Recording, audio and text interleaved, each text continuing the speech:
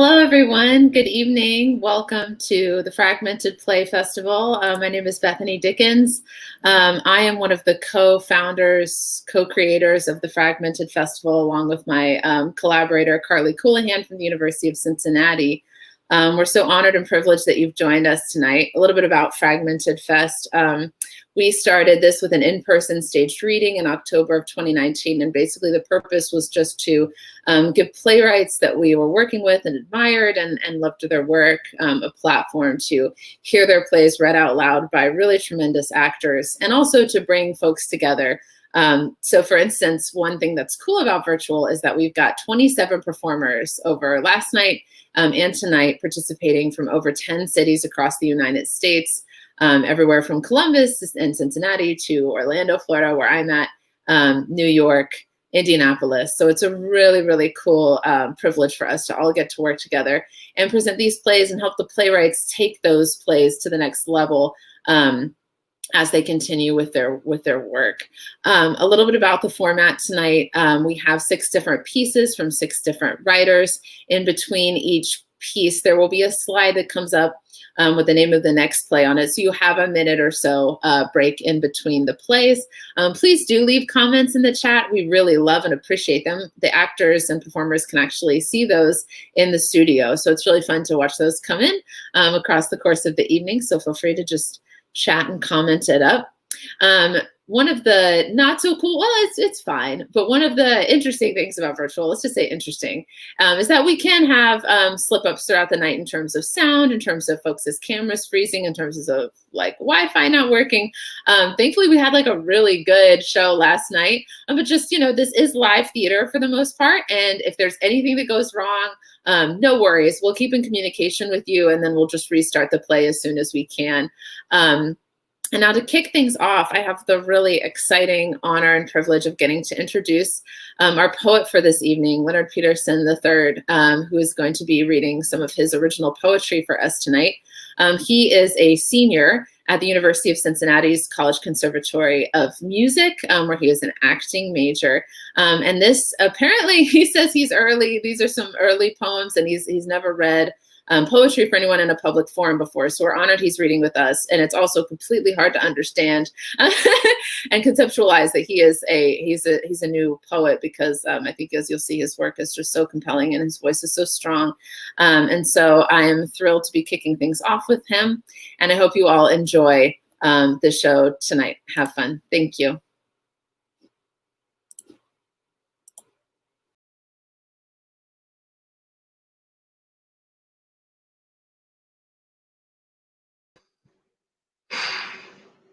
Sexuality. Am I bi or am I gay? Nah, that can't be it, because that's not the way. But when I was young, you told me to think of it as a lollipop and everything will be fine. Man, I hope you feel real divine. You know, I was young and had no idea. 7 to be exact, and you knew exactly what you were doing. At that age, I thought I would forget, but man, who am I fooling? But I just want to say thank you to you. I forgive you, and by that I am happy, and that has nothing to do with you. Me, part 2. Big lips, long legs, black skin. Yeah, I don't think my melanin is a sin. It pops and glows like a ray of sunshine. Even through the good and the bad, I always find the way back to glad. I can't take it no more. You know, I don't understand. In a white institution, man, isn't that grand?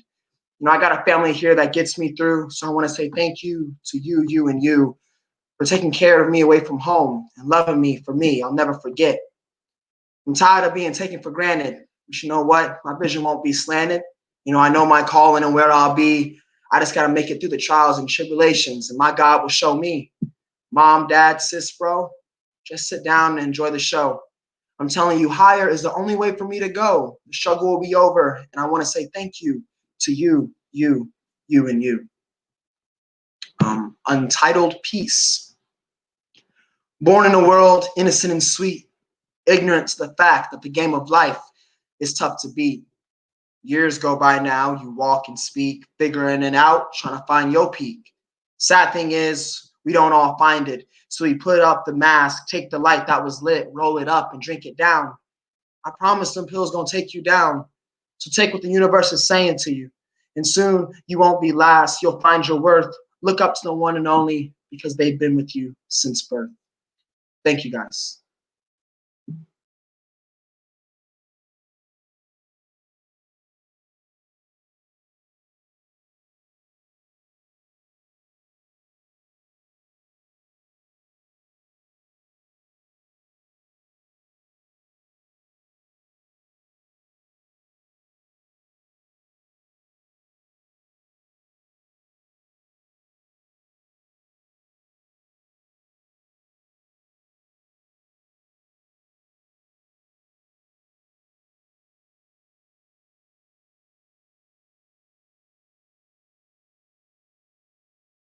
Hi, I'm Carlee Coulehan. I am a senior acting major at the University of Cincinnati College Conservatory of Music, or CCM, and I wrote Earth's Moms.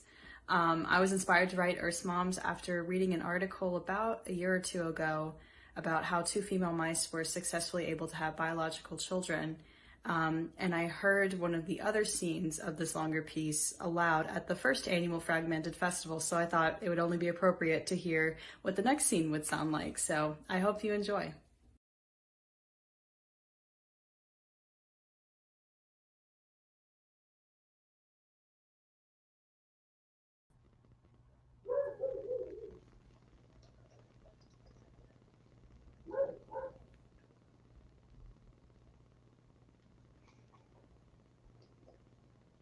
In Oregon, the near future.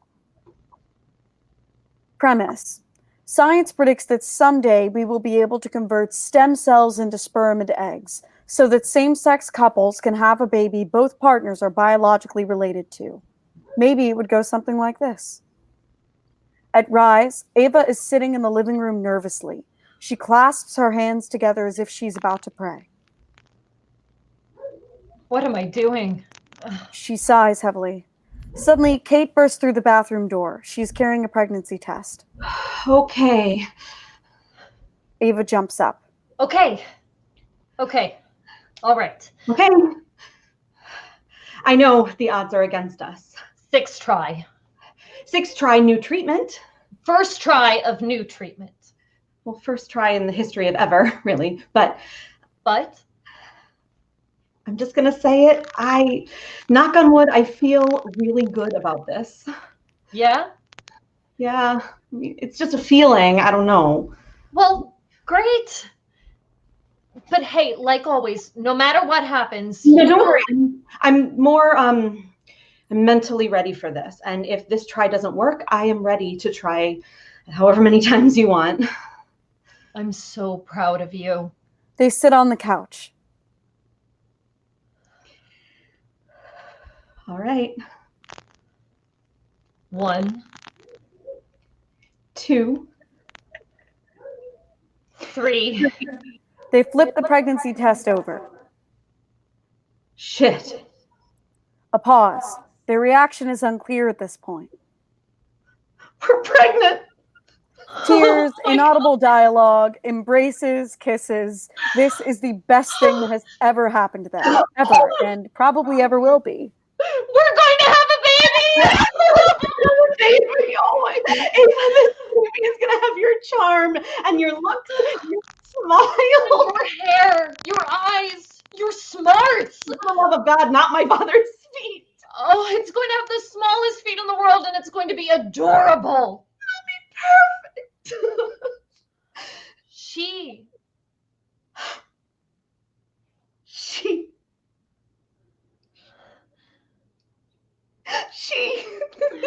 will be perfect. We're having a baby girl. Us, literally ours. They kiss. We have to FaceTime Matt and Cam. They're going to be bawling. Oh God, yes. Okay, where is my phone? Kate excitedly runs through the hallway door. Then lights shift. It is another day. Kate now enters through the front door carrying a cake box. Surprise. Ava is on the couch tuning her guitar. She looks up. Oh, wow. It's sugar. It's a cake. And guess what colors are on the inside? Red velvet. No, that's not a color. Though I did almost get you a red velvet cake, but this one is special. Kate places the cake on the counter. Ava examines it. Kate finds a knife and cuts the cake. Ah, rainbow. Huh? Huh. Well, you know why I did this, don't you? Pride Month? Well, yeah, for the rainbow, but I meant the cake. The mini cake, just the two of us. A little snack while we... What? Do something kinky? Ava! Is it just because you love me? You should have gotten red velvet. Okay, not just because I love you. Come on, I got off work today. You don't have a gig, remember? Is this because we promised to talk about names? Yes. Oh. Well, are you okay? You don't look very excited about it. No, I appreciate it. This is thoughtful. It's sweet. Literally sweet. I thought you loved food. Food that you bake. Sorry, you've been saving all those recipes. I got you those baking sheets for Christmas. You said you wanted to get back into baking. I just figured you would, you know? The last time you got something store-bought was when I ruined the Thanksgiving pie. Yeah, you are still banned from kitchens the whole month of November, by the way. Trust me, I'm aware. But if you really wanted a cake, why didn't you bake one? I'm sorry. Look, I've just been busy all week and I didn't feel like it. I'm not sure why you're making this a big deal. Plus, the bakery's local. It's just, I still don't get why you're working overtime when we're getting compensated for trying the treatment. Why you're not spending more time at home. So you're... I'm sorry. I know why. College tuition. We've talked about it. I'm being a total asshole. This is great. I love it. Trust me. Ava waits for Kate to cut it. Okay. Ava grabs a piece with her hand and smushes it into her mouth. Strawberry. Wait, really? Maybe I should have gone to Kroger. I'm just teasing. Ava feeds a slice to Kate, like a couple would with a wedding cake. A tender moment. It's not funny. Easy. Your hatred towards strawberries will influence Minnie's opinion. You hear that, Minnie? Keep an open mind until you can experience one yourself. Hey, Sorry. I meant Ava Jr. Ava Jr.? AJ! Come on, you have to admit, that's simple yet creative. Admit it. Come on. It's on the maybe list. Ha, deal. I'll change your mind after tonight. Doubt it. Well then, Your Honor, what suggestions do you have? The two continue to devour the cake. I want it to be something meaningful and unique. Oh God, please don't tell me you're thinking of Psalm West or Blue Ivy. No. We may be celebrities in the science world, but that doesn't give us the right to name our baby anything we want. We're celebrities? Since when? Didn't you see the email Dr. Murray sent about the news interview? No. Sometimes I don't know how I put up with you. They want to do a story on us. Who? CNN. On us? Yeah. Like on cable? Like where all the whodunits and Judge Judy's are? On cable. They want it to be a Zoom call, talk about how we were approached with the life and cell-changing miracle. That was their words, not mine. Not very creative, if you ask me. Yeah, yeesh. They want us to talk about how we met and the treatments. Oh, God, wait. Do I have to explain all that science, zap, boom, baby talk? Because all I can say is that they got some of my stem cells, but I honestly have no idea how they made my cells into sperm. They're also going to interview Dr. Murray, so please, for the love of God, just leave all that to her. Don't have to ask me twice. But I haven't responded yet. Wanted to run it by you. I mean, let's do it. Why not? Really? Yeah, why? Your family? Oh, we don't have cable. At least we didn't. I doubt they'd see it. Sounds like it's going to be pretty big. Deadpan Murray sounded impressed and even used an exclamation mark at the end of the email. Aw, you used the nickname. I admit you were right. It's catchy. You going to be okay if they see it? Well, they have to see it first. So, what are you thinking about names? You must have some ideas if you plan the dessert hors d'oeuvre. I do have a list. I Googled baby names at work and wrote my favorites on sticky tabs. Sneaky. But then on the drive home, I came up with like 20 reasons not to pick any of them. All right, then. Throwback to college improv club. Yes, and what are we thinking? Okay, something unique with a theme, like places. Sedona, Phoenix. You're just fantasizing about our Arizona trip. Let me finish. Chandler. Also Arizona. Okay, yes, that crossed my mind too. It's just, that trip was so nice. I'll switch to cities in different countries. Sydney, Paris, Valencia. Anything? Valencia's kind of nice, but why not just Veronica? You really think Minnie's a Veronica?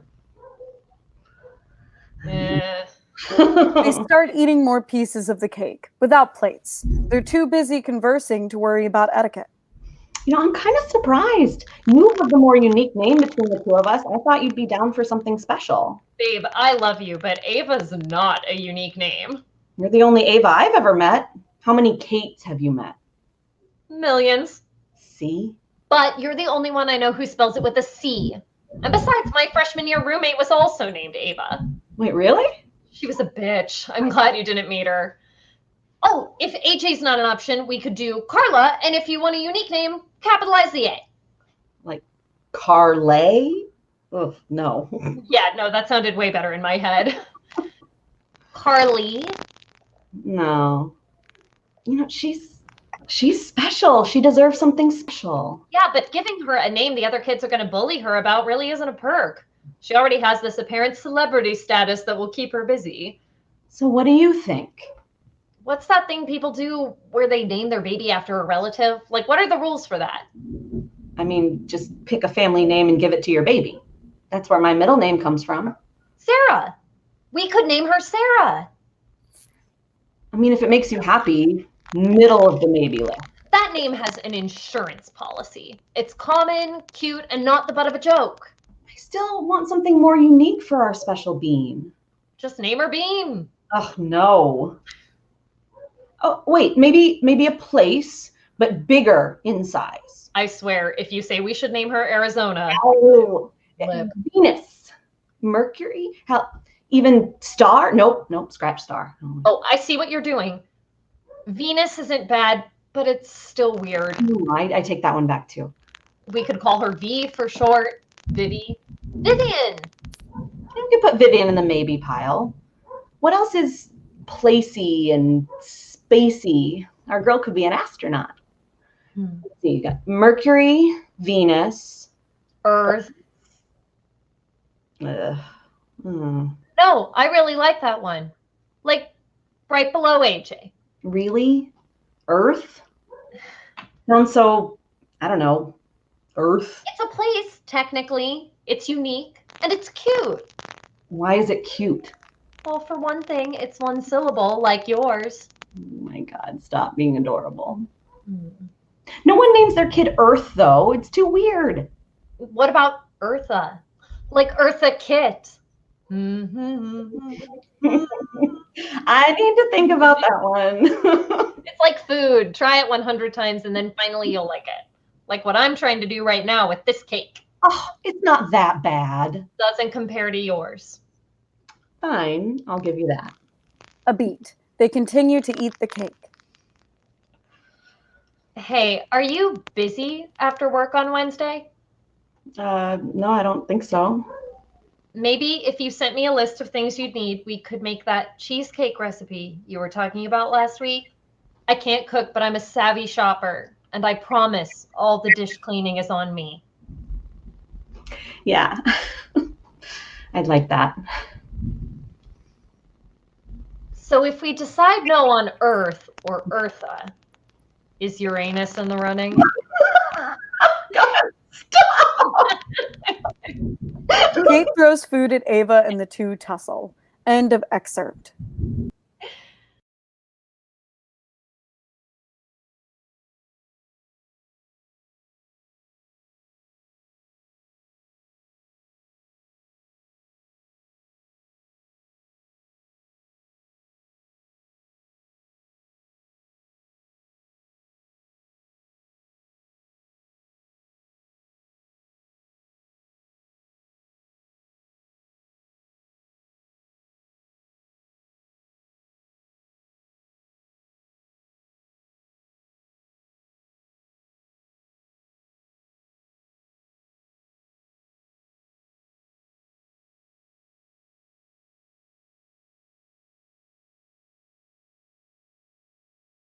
Hi, I'm playwright Liz Coley, and my play is called Great News.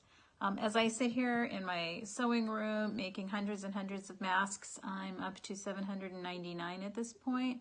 I've thought a lot about what quarantine means to different people and to those struggling with taking care of their children at home. It means even more than those of us who have children out of the house at this point. And so the play was just born out of that idea. What would be great news under these circumstances, and how could people interpret that in different ways? Thanks for watching.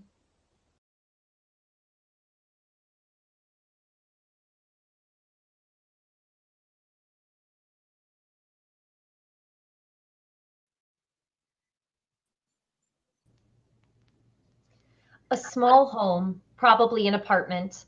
At Rise, both characters are off stage in different directions. We hear David's tread and a door opening and closing. He enters, returning from work. Lacey! Hey, Lacey, great news! Hang on, I'm in the bathroom. Sorry I'm late. Enjoying a moment of peace? Said I'm sorry I'm late. What? Hang on a second. There was traffic. Graphics? Traffic on the way home. Traffic? What's that? There wasn't. Oh, David, there's no need to holler. I'm right here. sorry. Is Jake asleep already? As if. He's playing teddy bear trucks quietly in his room. Waiting for you. He skipped nap time and you missed bath time. Well, I can explain. There was a collision, a 4-car pileup. Was anyone hurt? Someone hit a wild turkey. That's awful. Feathers everywhere. A veritable pre-Thanksgiving massacre. How tragic. I wasn't one of the 4 cars, thanks for asking. I figured. But just seconds earlier, I might have been. Is that the great news? That you narrowly avoided a wildlife killing accident? Oh, Lacey, no. You're missing the point. You know, my daycare friend said that they've been seeing wildlife more and more. Turkeys and foxes.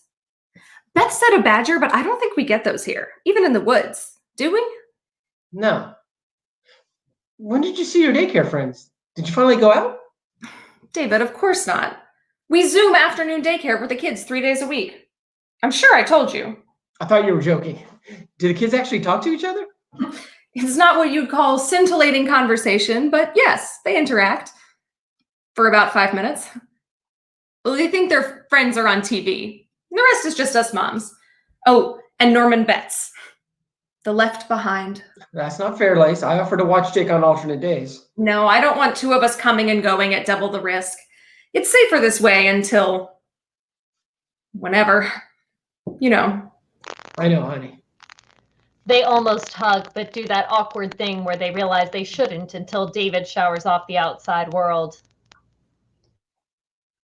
So, the mystery of the tiny fingerprints on my whole computer I screen is... must have lost all fear of crossing the road when things were so quiet. What? The turkeys? Oh, sorry, I keep telling him not to touch. I have to wonder, why did the turkey cross the... Too soon, David. Too soon. Sure, sorry. Oh, and for pity's sake, don't tell Jake about it. The carnage.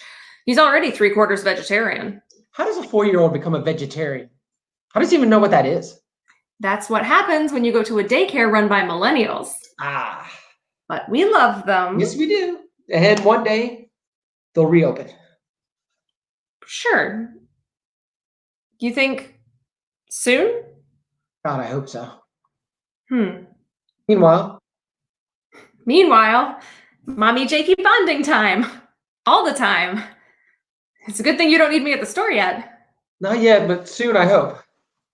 Me too. How many customers today? 8, 10. Oh, so easy enough for you to handle. Good. Just a little concerning. The ice cream place across the street was lined out the door. 1 person per sidewalk square, all the way to the corner. The far corner? Wow. It is really good ice cream. Do you think we can make a comeback? Of course we will. We have to. Remind me why we thought of doing this together? Investing all of our nest eggs into one little basket? Shared love of books and music? Well, there's that. If you can't have a steady paycheck, you might as well have a guiding passion. Maybe it was the name. Turn up the volumes? I envisioned the whole future laid out in front of us when you came up with that. The moment you said it, like lightning had struck. You and me and the old books and the vinyl. Lovely things coming back.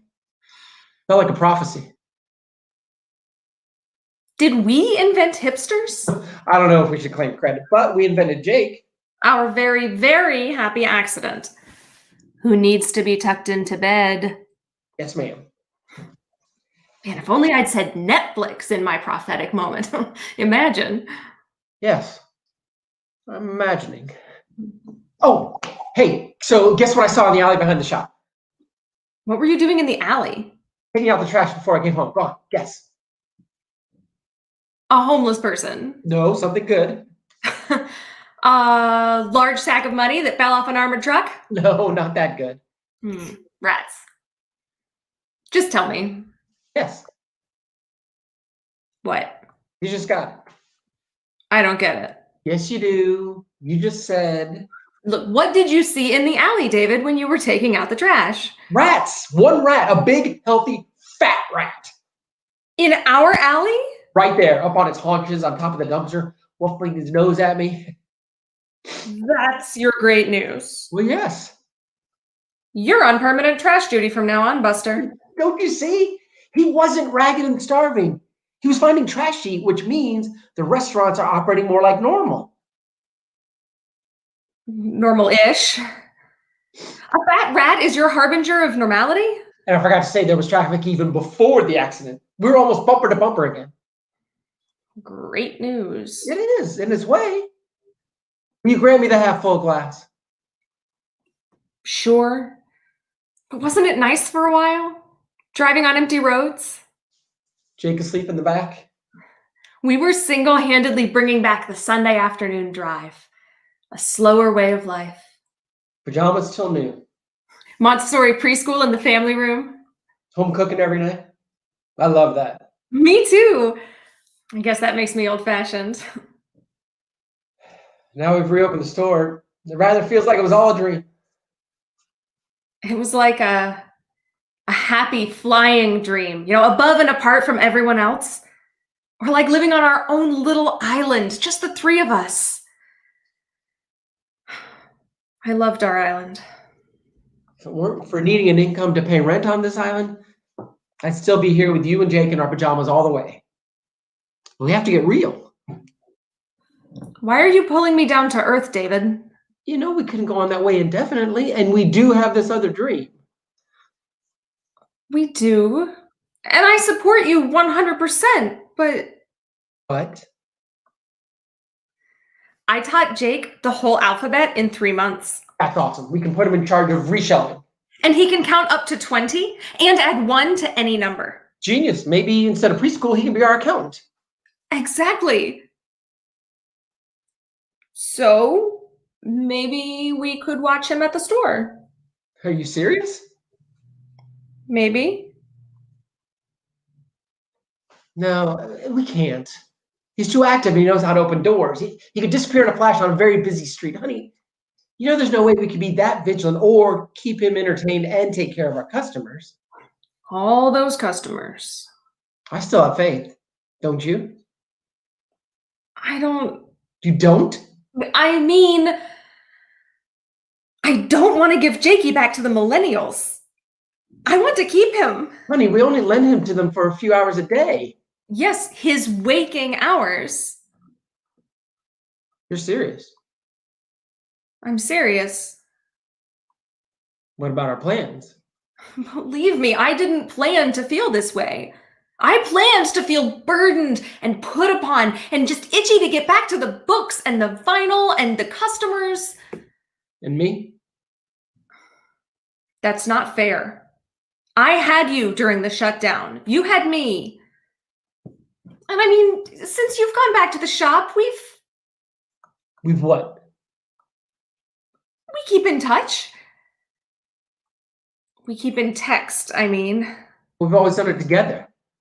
Not so fun without you. That's so... And when we get busy... If you get busy. We can't afford to hire someone else to take your place. We'd save all that money we used to pay the millennials. I don't want to fight about this, Lacey. Are we fighting? I'm not sure. Feels like we might be. I'm just expressing my point of view. Generally, you like me to agree with your point of view. It's a very new point of view, different from what I believe to be your point of view on work, and parenting, and sharing responsibility for something we created together. We created Jake together. I meant the business, our store, our sole means of support. I've been putting in all this time alone, waiting for the day you're back in the trenches with me. The trenches? For pity's sake, David, our store is not a foxhole. It was our safe, special place. It's boxes and bookshelves. It's the world we built for ourselves.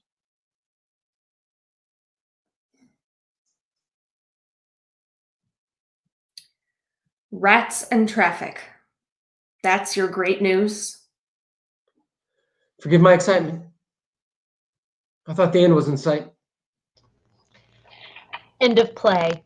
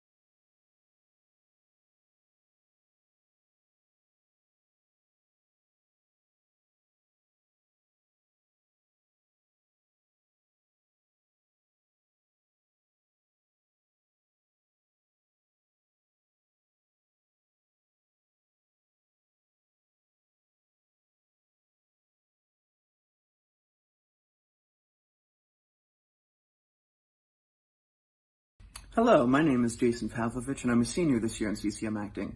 I'm also the writer for Lyla and Vic.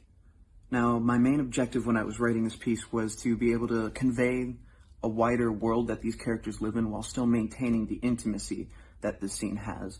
And I'd like to think I achieved that, so I hope you enjoyed Lyla and Vic.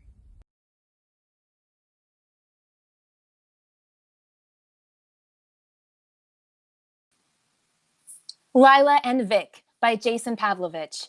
Setting, 11 in the morning. A dead-end alley with an opening onto a city street blown out by sunlight. There's a dumpster with a bunch of trash surrounding it and a dirty blanket lying on the ground next to it. There's a blue backpack in the middle of the alley on the opposite side of the dumpster from the street. At Rise, Vic, a man in his mid-30s wearing a suit, walks down the alley to inspect the blue backpack.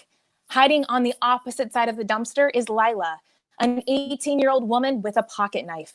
As Vic approaches the blue backpack, he walks past the dumpster and Lyla jumps out, grabs Vic from behind, and presses the knife against Vic's throat. Stop moving. Stop. This is a knife. This is a knife.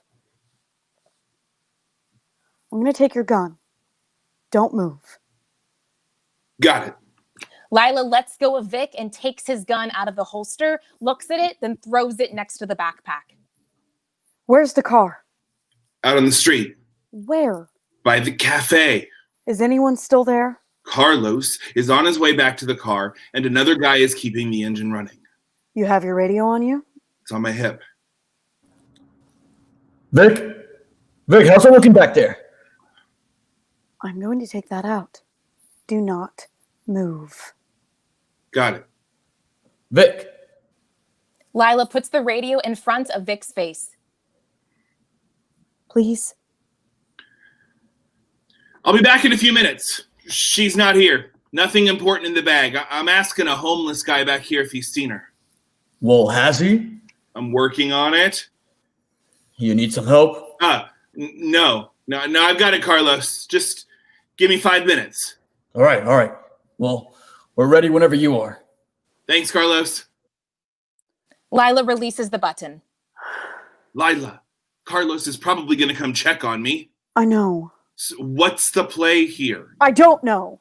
If you let me go and I can't do that. Lyla, listen to me.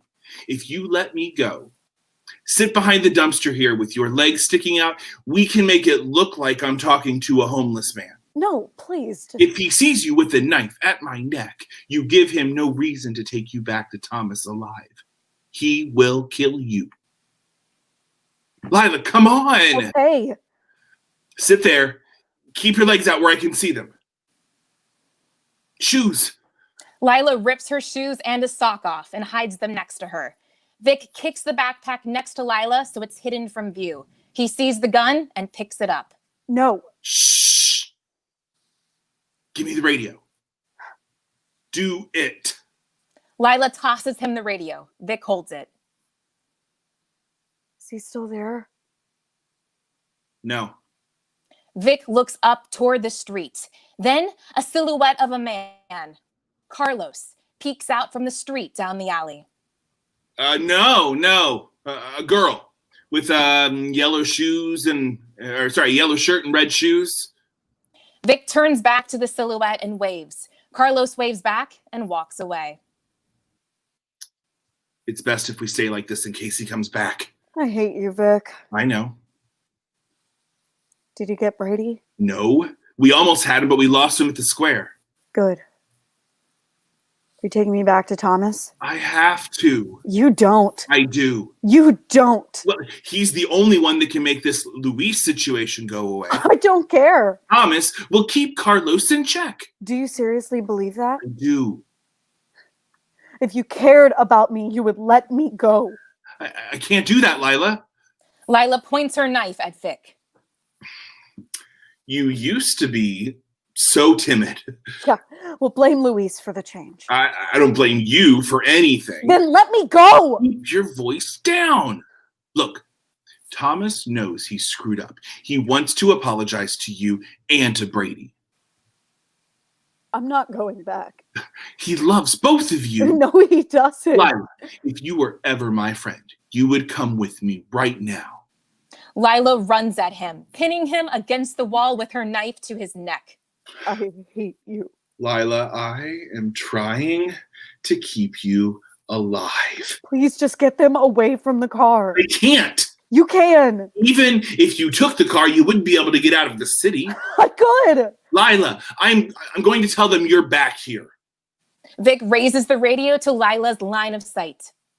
What? I'm going to tell them you're back here, so you need to drop the knife right now. Me and the other guys won't be able to stop Carlos. If you use that radio, they'll have to kill me because I'm not dropping this knife. Lyla, please. He'll kill me and it'll be your fault. Yes, he'll kill you and it'll be my fault. But what about Brady? What is he going to do? He's not going to know his sister's dead, and we'll end up catching him just the same. Drop it. Please, Lyla. Vic, come on. Bill and his guys spotted Brady. He's running south on Liberty. Oh my God. I've got Lyla back here in the alley. Hurry. Drop it now. Vic! Drop it.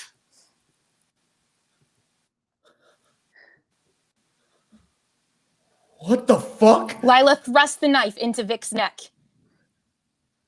Carlos pulls out a gun. Vic, still gasping for breath, crawls toward Lyla and pulls out his gun. Lyla cowers in fear, but nothing happens. She looks at Vic and sees he's offering her the gun. Lyla takes it. Blackout. End of play.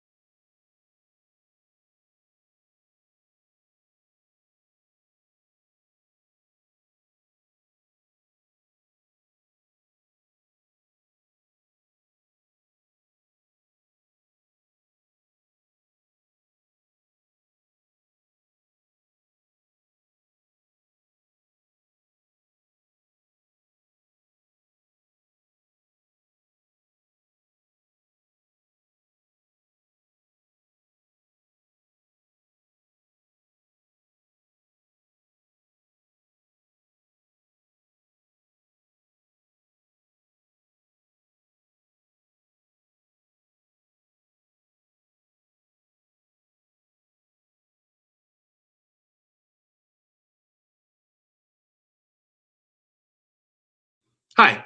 My name is Ryan Steffen. I'm a theater artist out of Cincinnati, Ohio. The piece that I've written for tonight is entitled Mood Killer.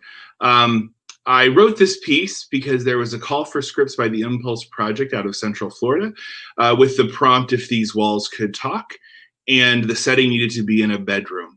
So I tried to think about conversations that people have in bedrooms, especially couples who've maybe been together for a while in bedrooms. So I hope you enjoy it.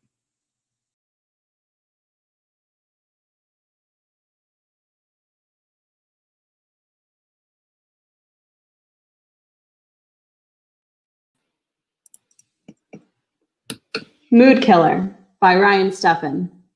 Mayor is lying in bed, not asleep, but not moving.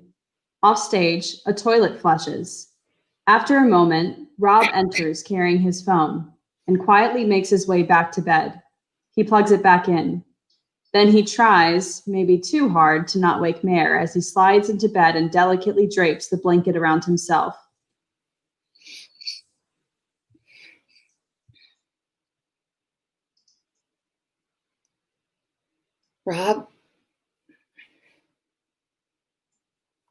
Rob, I know you're awake.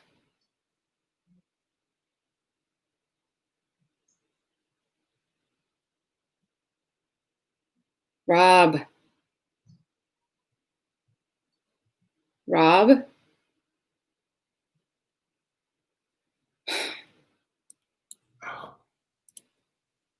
I know you're awake. Mayor? Rob, you were not asleep. What do you mean I wasn't asleep? You just woke me up. No, I didn't. You just got into bed like 30 seconds ago. I have to go to the bathroom. At 3:15 in the morning. Yes, Mayor. Sometimes in the middle of the night, I have to go to the bathroom. To poop? What? To poop. Or something, because, I mean, you've been in there for 12 minutes. 12 minutes? What? Are you timing me or something? Or something. I mean, who poops at 3 o'clock in the morning? Well, evidently I do. People don't poop at night. And I looked it up on WebMD. It doesn't align with our circadian rhythms. I mean, unless you have nocturnal diarrhea. I do not have nocturnal diarrhea. Go to sleep. I have to wake up in 3 hours. Well, it didn't matter 12 minutes ago. Are we really going to discuss my pooping habits at 3 in the morning? Good night.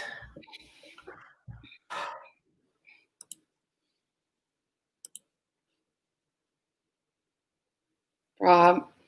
I guess we are. I heard you. What? I heard you in the bathroom, not pooping. I don't know what you're talking about. I think you do. No. You're not as quiet as you think. I heard you. What? I hear it pretty much every night, like you in the bathroom. Every night when you think I'm asleep. Not pooping. Mayor, what are you saying? Please don't make me say it. Say what? Rob, when is the last time that we had sex? I don't know, Mayor. 37 days. I can explain. Which part? 37 days or you jerking off in the bathroom every night? Well, you pretend to poop and I pretend to sleep.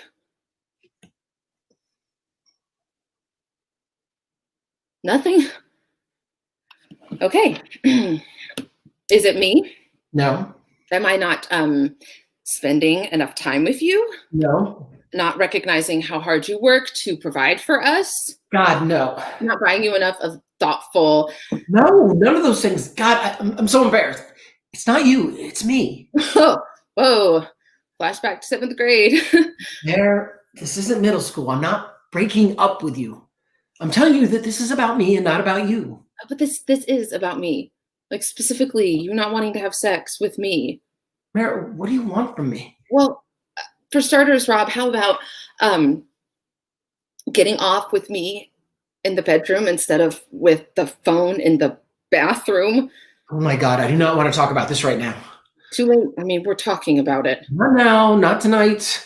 No, yes now. Yes tonight. I mean, what the freak, Rob? Shh. I'm gonna wake up the girls. Is there somebody else? What's her name? There isn't a woman. His name. There? That was one time like 15 years ago. Let it go. Isn't anybody, I swear. I don't believe you. Give me your phone. Fine. Here. Rob immediately unplugs his phone and hands it to Mare. Never mind. Never mind. I believe you. So, what is it then? Talk to me. This is not the time to talk about it. When then? Tomorrow? Like when we wake up and we just pretend that this conversation never happened, that everything is just cool. There was a weird dream. No, we are talking about it now. You want to talk about it? Fine. There isn't anybody else. I look at porn in the bathroom. And I don't have sex with you because you were never in the mood. Happy? Oh my God. So this is about me. It's not about you at all. Not in the mood. Well, I'm living in a 1950s cliche, and it's all my freaking fault. It's all my fault. Calm down. You're gonna wake up the girls, and that's not what I mean. Enlighten me then. What do you mean? Calm down. Do you know what telling me to calm down does? I mean, not calm down. I'm sorry. Just listen, okay? I'm listening. Okay, look. The therapist said I needed to pay attention to your nonverbal signals. Fine. You know what? By the time we get to bed every night, your nonverbal signals tell me you're either tired or pissed. That's kind of a mood killer.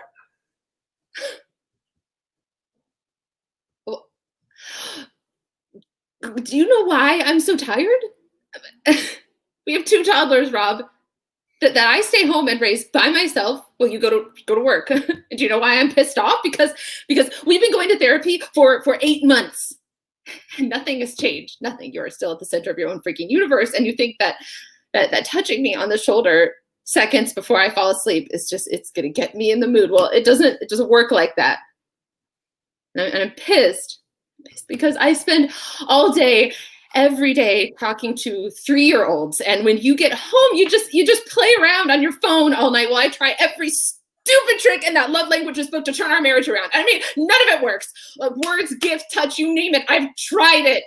None of it does a freaking thing for you. And I'm not even sure if Off stage, a toddler begins crying. A second one, woken by the first, joins in.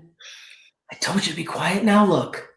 Rob, full of sighs and dramatic sacrifice, gets up to take care of the crying toddler. Mare grabs him and pulls him back down on the bed. Rob tries to kiss her, but she pulls away. God, give me a break, Rob. It's a little too late. Come back to bed. I'll take care of it. I always do. Mare rises, grabs her pillow and blanket, and moves toward the door. Mare, what are you doing?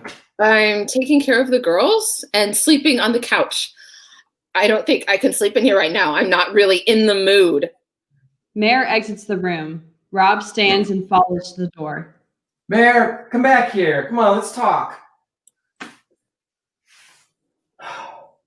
Fine, be that way. Rob shuts the door. He thinks for a moment, then locks it. He goes back to the bed and lies down. He grabs his phone and scrolls as the lights fade out. End of play.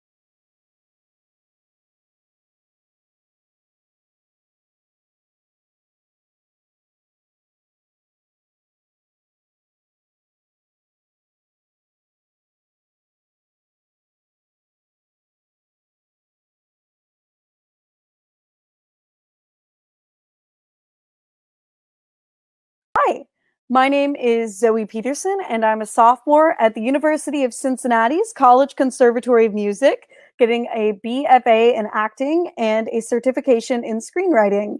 The play that I wrote is The Bermuda Roof, and I was heavily inspired by what would happen if Saturday Night Live met the X-Files. So enjoy.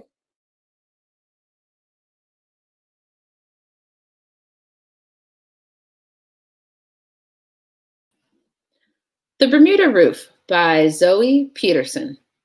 At Rise, the pig is staring off stage at the roof, mesmerized. Floyd is trying to feed him slop. Come on now. Get. I don't usually leave gizzards on my plate, so eat them up. Oink. What, you don't like it? Oink. Ooh, don't give me that attitude. Taylor Ann! What you want? Darn pig won't stop looking at that there roof. Ain't eating. What's wrong with the roof? I don't know. Billy and I fixed it not 2 weeks back. At least I think it was 2 weeks. Yeah, it was the same day as Mary's baby shower. Oh, how's she doing? Yeah, she's holding down that job down at the dairy barn, but she said she wants to finish high school before she gets married. Oh, good for her. Maybe she'll be manager one day. Oink. Oink. What is it? What is going on? Kids was riding their four-wheelers out back when they said you and your pig was staring at the sky. Did Missy see Jesus again? No, the pig won't stop looking at the roof. And Missy did not see Jesus. She saw a sheet on the clothesline with a horse behind it. Jesus comes in many forms, Taylor Ann. Enough about the Savior, more about my pig. Oink. Hey, you think it's got something to do with the Frisbee my kids lost? The Frisbee. Well, why didn't you say that at the beginning of this whole mess? I don't know. Well, God damn it, Billy! You're about as dumb as a prize in a box of Cracker Jacks. I'm going up there. He exits. An electric shock sounds. His hat falls to the ground.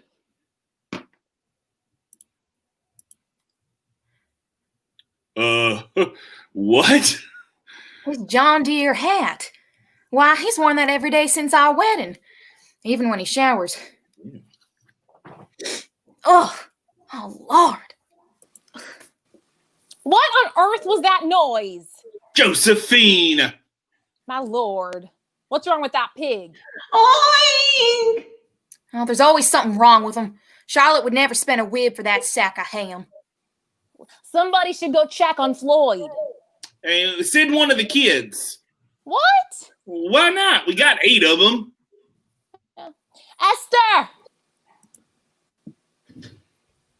Yeah, go get and ask Mr. Floyd from the roof, okay, Junebug? She exits. Sound of electricity. A shoe falls.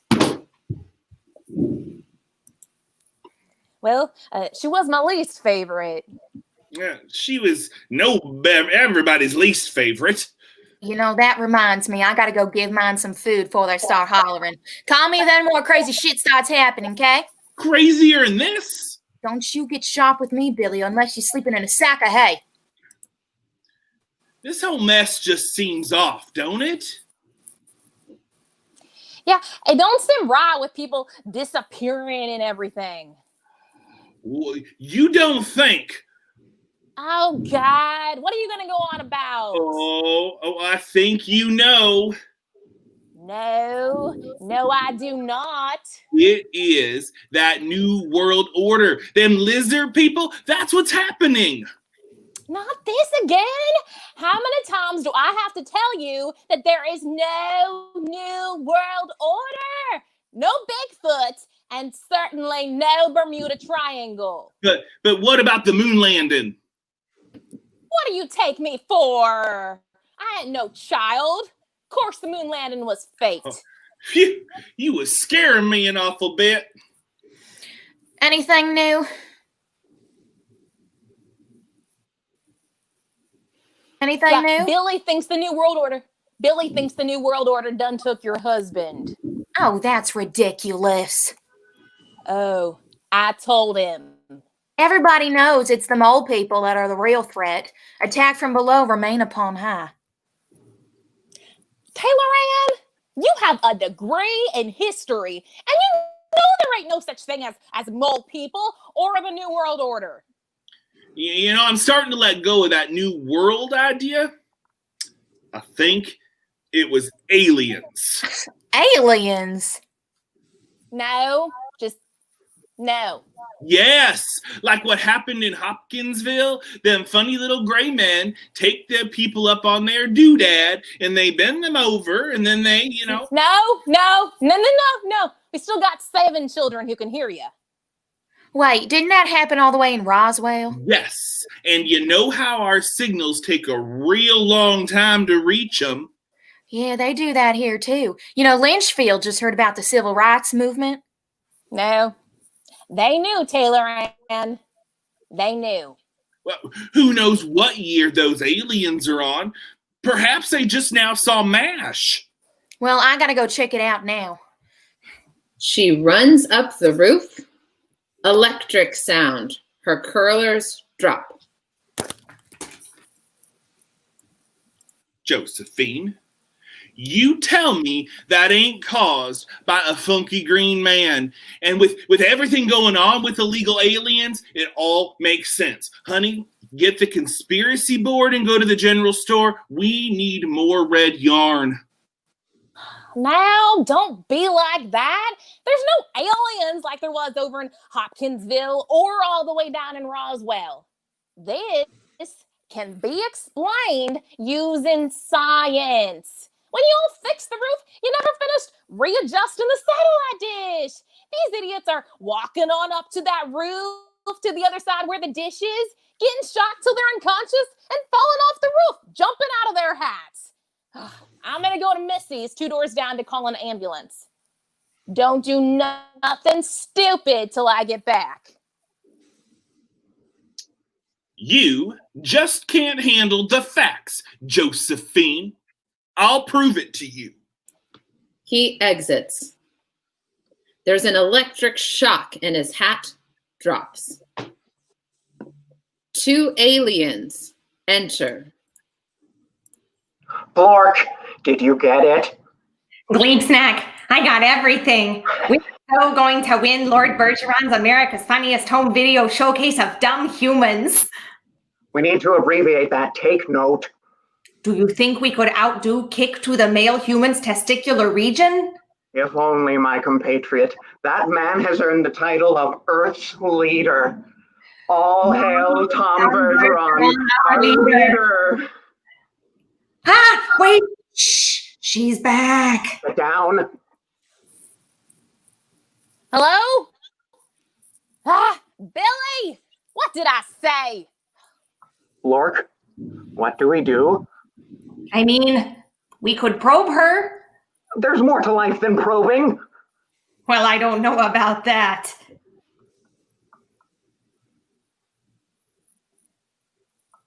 Is someone here? Erase her memory. Lork zaps her. Josephine does not notice and the aliens vanish.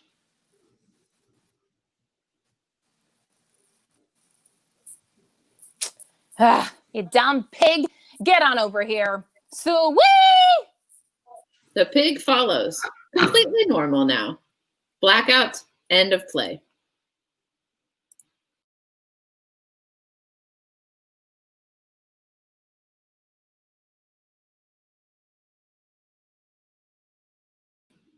Well, thank you all so much. And with that, just lovely, absurdist ending from Zoe Peterson, who's just an absolute genius at comedy.